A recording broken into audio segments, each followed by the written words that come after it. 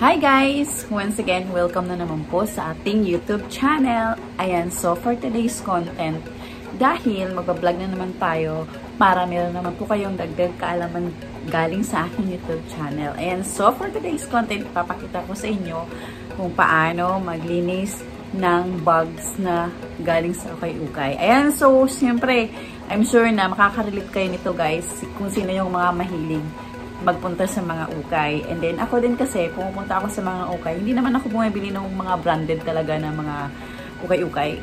Siyempre, pinipili ko rin po yung mga bagay sa akin. Siyempre, bilang isang babae, kailangan matikuloso ka talaga pagdating sa mga damit. And I'm sure na makaka-relate kayo nito guys. Kasi ako, pang stress reliever ko talaga yung magpunta sa ukay-ukay. Mga branded din na damit, pero matibay. But then, ang sa akin, yung talagang mas fit dun sa gusto ko talaga na requirement na damit. Kasi, syempre, bilang babae, marami kang gusto, marami kang hilig. When it comes sa pagdating sa mga damit, kailangan matikuloso ka, mapili ka. And, of course, kahit sobrang daming mga paninda, kahit maglaan ka ng mahabang oras, kailangan marunong ka magkalkal at matyaga kang maghanap ng mga damit na which is gusto mo at fit doon sa pinaka-requirements mo. Ayan. So, i-share ko rin sa inyo guys kung ano yung bag na nabili ko na galing sa ukay-ukay na nahalaga lang 150 pesos. So, syempre, expected mo na yun guys kapag mga galing sa ukay is that maraming mga alikabok and pagdating sa leather, kailangan linisin mo para kahit papan shiny, gumanda at of course, mukhang presentable yung ating mga damit or bags. Pero since na bag yung nabili ko, ayan, i-share ko sa inyo kung paano natin lilinisin yung bag ha. Kasi, ang mga bag po talaga, lalo na pag mga leather yung texture ng kanilang materials, is very sensitive po talaga yon. So, I suggest na sana mapanood nyo po itong aking vlog para magkaroon kayo ng idea kung paano linisin ang inyong mga bags na, lalo na pag leather yung type ng material. So, ipapakita ko sa inyo guys kung ano yung procedure, kung paano ko siya nilinis at magkaroon din kayo ng idea ha.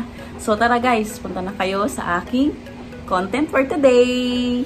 Guys, so ito yung bag na nabili natin galing sa ukay-ukay.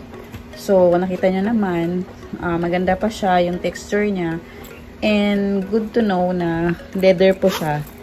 Ayan, sa halagang 150 pesos, napakatibay po talaga. Ayan. So, ito yung pang-araw-araw. Ayan. So, dahil leather po siya, guys, napaka-sensitive po yun pagdating sa paglilinis. So, i-share ko sa inyo, guys, kung ano yung mga materials na dapat natin gamitin sa paglilinis ng ating bag. Una, kailangan meron tayong baby oil. Ayan. So, ito yung baby oil para mag-shiny yung texture ng ating leather na bag. And of course, hindi katulad ng water, kaya niya pong i-absorb at hindi magkaroon ng scratches yung ating bags at magiging shiny siya, magiging pino yung kanyang texture. Ang pangalawa naman guys is of course ang ating isopropyl alcohol. Ayan. So ito po yung ginagamit ko kadalasan kapag ako ay naglilinis ng mga bag. Or hindi lang naman usually bag, sapatos din kapag leather yung texture ng ating materials pagdating sa mga bag or shoes. And of course, kailangan natin ng bulak. Ayan. So, ito yung gagamitin natin para malinis natin yung ating bag. Ayan guys. So, ito na yung ating bulak. So, kukuha tayo ng bulak which is kasya lang dito sa ating bag. Ayan. And then, lalagyan siya natin ng baby oil. Ayan, guys. Ang tigas ha. Ayan, ito na yung baby oil. So, kailangan i-maximize lang dyan, guys. Ayan, so, sobrang dami. And so, idadagdag natin yung ating alcohol. So, kailangan matansya nyo lang, guys, ha. Hindi naman super dami. Ayan, so, ito na yung portion na nilinisin natin. Ayan. So, dito muna tayo mag-start, guys. Ayan. So, nakita nyo naman yung effect or yung naging shiny talaga yung ating bag. Ayan.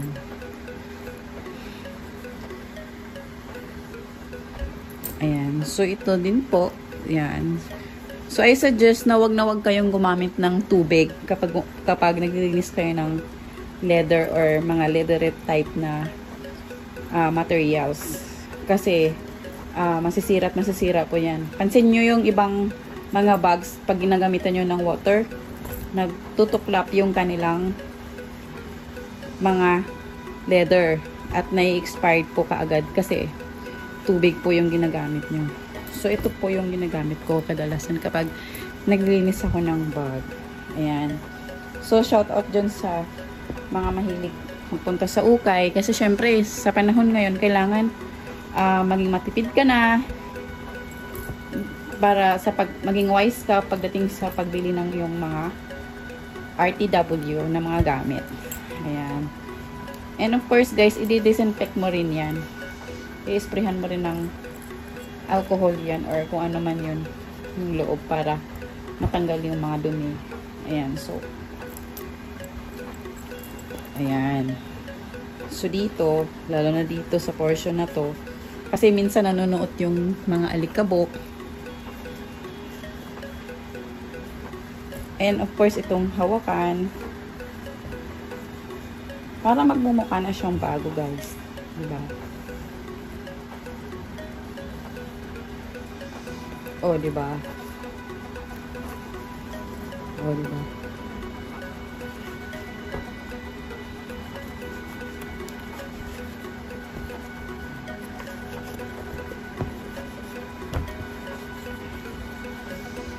Ayan, sobrang ganda niya na, parang bago na siya ulit.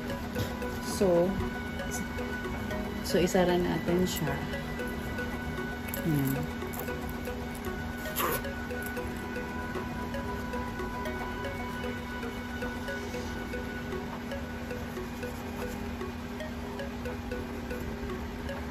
Sobrang ganda niya na, para na siyang mamahalin.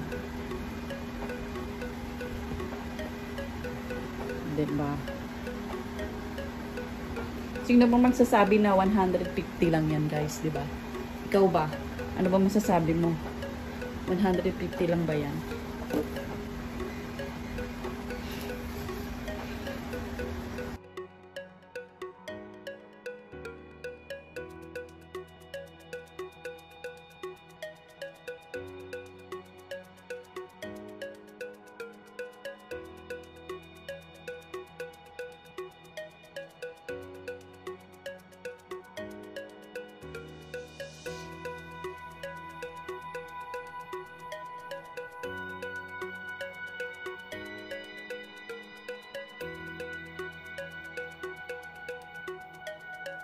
So ayan, maraming salamat sa pagpunta sa aking YouTube channel.